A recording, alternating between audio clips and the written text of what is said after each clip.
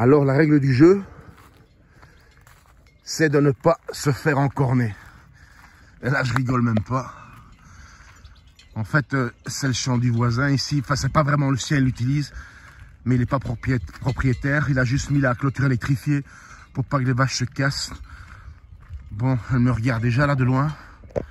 J'espère qu'elles ne vont pas charger parce qu'en fait je suis dans une côte avec des rochers et tout, c'est impossible de courir. Enfin si tu peux courir, si tu as envie de te casser la gueule quoi. Putain, le soleil est en train de sortir, là ça devient méga beau ici. Regarde ça. Il va falloir que j'aille vous montrer la mer puisqu'il fait beau, ça vaut le coup. Bon, j'espère que dans l'eau il n'y a pas un taureau, ça m'étonnerait. Ah, si peut-être, attends un peu. Oh, celui de gauche ça. Attends, c'est une vache ou un taureau celui de gauche? C'est un taureau, il va m'encorner. La brune c'est une vache asturienne. Oh, je crois que c'est un taureau celui de gauche, attends un peu. Attends un peu voir. Non, c'est une vache.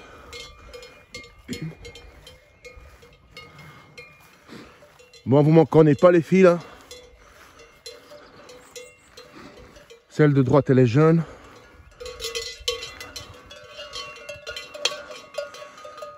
Ah si, il y a un taureau dans le lot, mais il est jeune. Ça c'est un taureau. Bon, il a l'air joueur là. Attends, je vais d'abord regarder celle de gauche parce que je suis pas sûr. Celle qui se gratte là, je suis pas sûr que c'est une vache.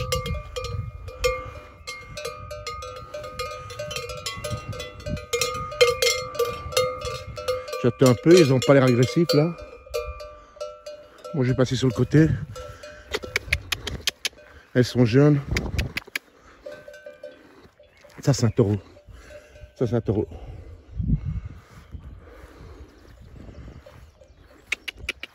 Bon, tu m'encornes pas s'il te plaît. Je fais juste que passer. Ouais, c'est une vache. Ça c'est un taureau. Ouais. Ouais, ça c'est un taureau. Il est tout jeune. Bon, ça va, je me suis pas fait encorner. Bon, le fameux pic que je vous ai montré sur la photo là. Maintenant on le voit bien.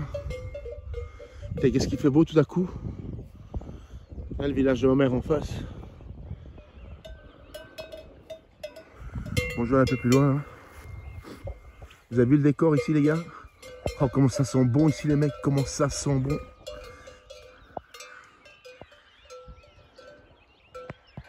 Ouais, aujourd'hui je vous montre la mer. Dès qu'il y a du soleil, elle sera belle, au moins elle sera verte. Bleue, ça dépend. Parce que quand il fait gris, vous savez, ça se reflète dans la mer. Elle n'est pas très belle à filmer. Mais là, comme il fait bon. Et la clôture, elle était bien électrifiée. Je vais vous montrer après quand je vais l'ouvrir. Les étincelles que ça fait. Alors, pour ceux qui connaissent un peu l'histoire, vous savez qu'en Espagne, il y avait un dictateur qui s'appelait... Il s'appelait comme mon père en fait. Francisco Franco. Et lui, en été, il venait pêcher juste là en bas. C'est pour ça d'ailleurs que le roi Philippe d'Espagne, à la base, c'est le prince d'Asturie. Tu vois? Et ça, c'est le village de ma mère juste en face, là. Ce sont des villages cul-de-sac. Hein. Quand vous y rentrez, il n'y a pas de sortie, sauf à pied dans la montagne jusque là-bas. Alors, je vais vous montrer la fameuse montagne que je vous ai dit, il y avait à l'époque. Enfin, il y a toujours. C'est juste ça, ce petit point là-haut, là. Il y a une chapelle, là. Peut-être que sur votre TV, vous le verrez mieux. Et là, comme je vous disais, on vient fêter chaque année la fête du paysan. C'est dommage, je suis un peu tôt dans l'année, mais je reviendrai. À mon avis, je vais revenir dans pas longtemps, parce que ça fait trop longtemps que je suis avec mon quai à Budapest. Il faudra un petit peu sortir. Je vais montrer les photos et les vidéos à d'elle là maintenant. C'est un peu de nostalgie, pas possible. Elle adore ici. Ici, on peut passer normalement. Attendez, je vais ouvrir. Ça, c'est pas de l'électrifié. Bon, comment est-ce qu'ils ont fait ça? Parce que moi, je vais passer là. Putain, mais comment ils ont fait ça, eux? Ils ont fait carrément un nœud. Ah, merde. Ah, c'est con, ça.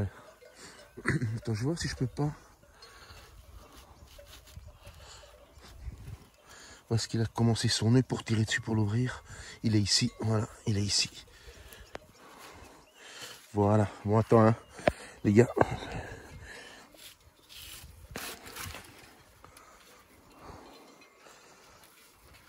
Je vais juste l'ouvrir de quoi pouvoir passer. Hop.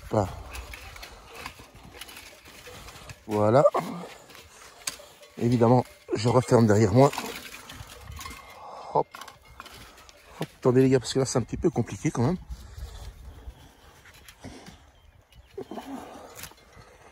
Putain, la corde elle tombe en bouillie la corde. Oh, désolé, mais c'est comme ça. Bon, je vais faire un truc provisoire, parce que je vais quand même repasser. J'espère que ça va pas s'ouvrir de soi-même, sinon les vaches vont se casser. Hop, petit nœud coulant. Et voilà, le travail.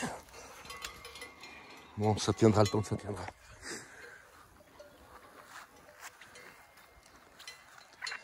T'as vu la rivière là-bas, on la voit bien maintenant avec le soleil.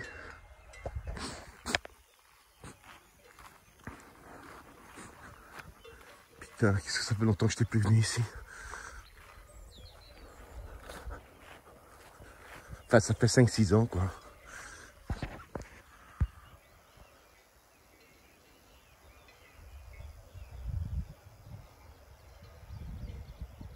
Ouais, c'est quand même plus sympa quand il y a du soleil.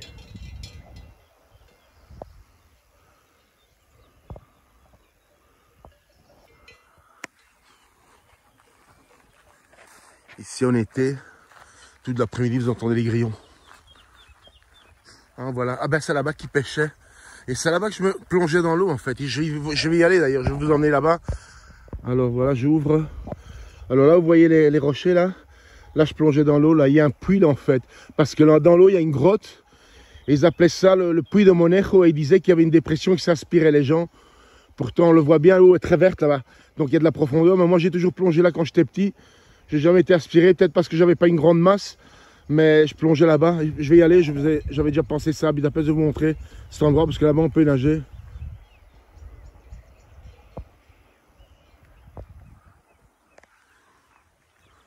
Donc vous voyez le village, c'est un cul-de-sac en fait. Hein. Il n'y a pas de sortie, vous rentrez, vous redescendez quoi. Tiens, on va remonter un peu par là. Tiens, je vais raconter une histoire. Ma maman, quand elle était petite, elle avait des sœurs. Et comme c'était la guerre, 40-45, il y avait des Allemands. Ils sont partis dans la montagne. Ou attendez, c'était quoi encore? Non, je suis en train de vous raconter des conneries. C'était pendant la guerre civile d'Espagne. Donc ma mère, elle est du village juste en face là-bas, qui s'appelle Abandames, juste là. Et c'est avant que ma mère est née. Et ses sœurs, il y a une dame qui s'appelait, je crois qu'elle s'appelait Mercedes, ou Marisa, je me souviens plus. Et elle est partie cacher les enfants dans une grotte quelque part là-bas. Et un jour, il y a un avion franquiste qui est passé, il les a vus. Et l'enculé, il a largué une bombe. Il allait tuer les gamins. Et Mercedes, elle est devenue aveugle. Elle a reçu un éclat dans la tête, elle est devenue aveugle.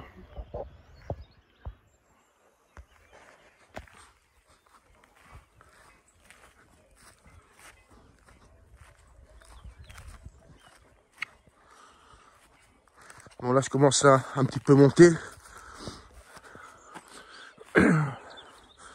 C'est pas encore la haute montagne ici, mais c'est par ici qu'on y va. Là-bas, derrière tout ça, c'est les pics d'Europe que je vous emmènerai. Qui commencent déjà tout ça c'est déjà les pics d'Europe. Hein. T'as la bonne odeur qu'il y a ici. Qu'est-ce que je vais me taper du cardio ces jours-ci ici. Je vais grimper sur tous ces cailloux là. Sans me casser la gueule.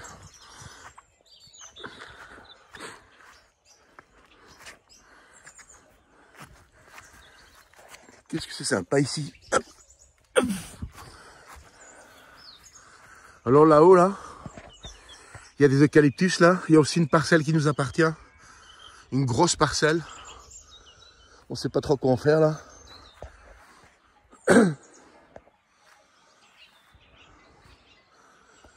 Comment c'est sympa.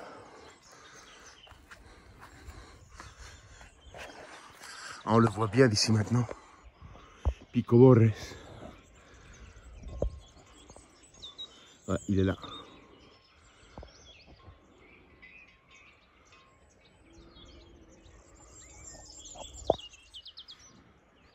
Ouais, je vais venir plus souvent ici. C'est trop génial. Maintenant qu'il y a des salles de gym qui sont ouvertes. Et vous imaginez qu'à un quart d'heure, 20 minutes d'ici, ben c'est la mer. Je dirais pas que je les connais par cœur là, ça fait longtemps. Mais quand même, je suis sûr qu'au jour d'aujourd'hui, encore je connais mon chemin pour monter jusque là-bas.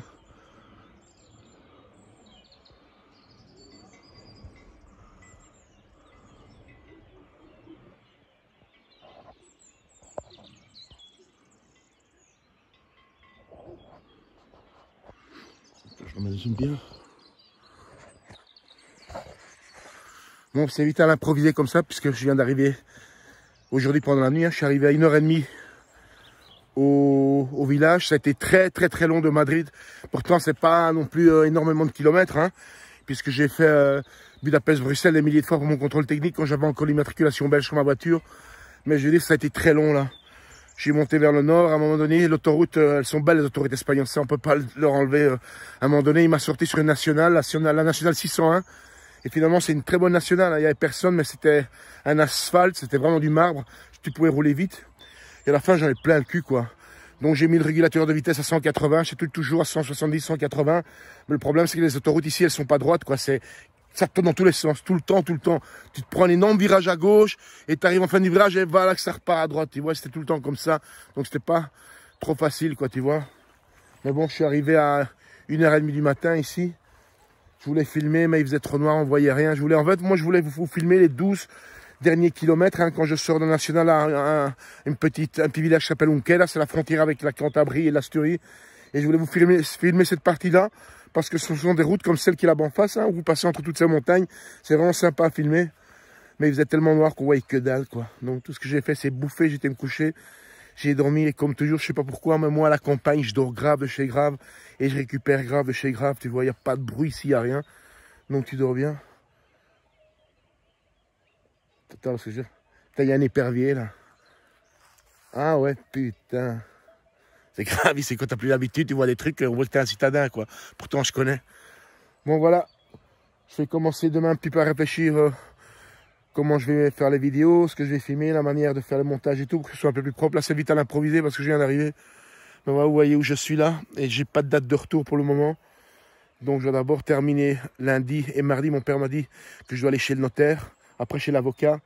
Et alors discuter avec ce gars qui est un petit peu têtu, comme tous les gens ici des villages, tu vois, pour cette histoire de vente. Et puis on verra. Moi, je suis pas pressé de vendre, qu'il l'achète ou qu'il l'achète pas, j'en ai rien à foutre. Je suis venu parce qu'il veut acheter, que je suis obligé d'être là. S'il y a une vente, je suis obligé d'être là. Mais sinon, j'en ai rien à foutre. Moi, s'il me donne 9000, ben, il prend. S'il ne veut pas, ben, tant pis pour sa gueule. Moi, j'en ai rien à foutre. Bon, on se laisse pour le moment, là. Je vais aller aujourd'hui rendre la voiture de location à l'aéroport, ici à Santander, qui m'a coûté une chier. La voiture, elle m'a coûté 200 € pour une journée. Imaginez-vous, 200 € par jour, ça vous fait 6000 € par mois. C'est vraiment n'importe quoi. Enfin, soit. Je vais aller la rendre parce que moi, j'ai ici un Nissan Terrano. C'est la meilleure bagnole pour les villages comme ça, d'où les montées et tout ça. Aller comment on dit ça encore? Off-road, c'est la meilleure. C'est un vieux Terrano avec très peu de kilomètres, qui a une mécanique terrible. C'est une terrible bagnole en fait. C'est un diesel, un double turbo. C'est un turbo diesel, pardon. Et ça marche très bien. C'est la bagnole que j'utilise quand je suis ici. Bon, allez, je vous laisse. Et on se voit plus tard sur d'autres vidéos un petit peu plus sympas, mieux faites que celle-ci. Ça, c'était juste à l'impro. Allez, je vous remontre une dernière fois. Donc voilà, ça va être mon décor pour un petit bout de temps. J'ai pas de date de rentrée. Je peux rester ici une semaine, quand je peux rester 2 mois, quoi. Même 6 mois, on verra. Enfin, non, pas 6 mois. Faudrait quand même que je rentre à la maison, que je sois avec Adèle, mais bon. Bon, et là, vous n'avez pas encore tout vu. Hein. Franchement, vous n'avez pas encore tout vu.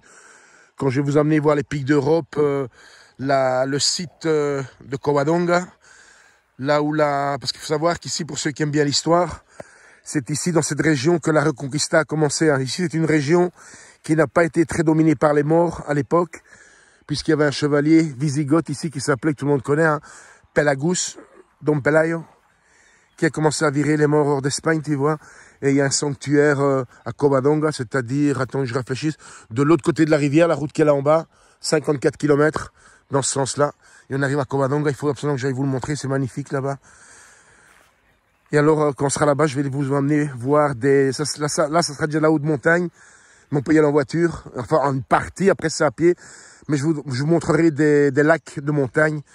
Et là, je vous montrerai ce que je vais manger là-bas, le cassoulet asturien. Je vous jure qu'il n'a rien envié à la soupe de haricots en Hongrie ou le cassoulet à Toulouse, hein, moi je vous le dis. Hein. Mais là, je vais quand même en bouffer un, comme chaque année que j'y vais. Allez, je vous laisse les petits potes et on se voit tout à l'heure, je vais aller vous montrer la mer. Allez, ciao, à tout à l'heure.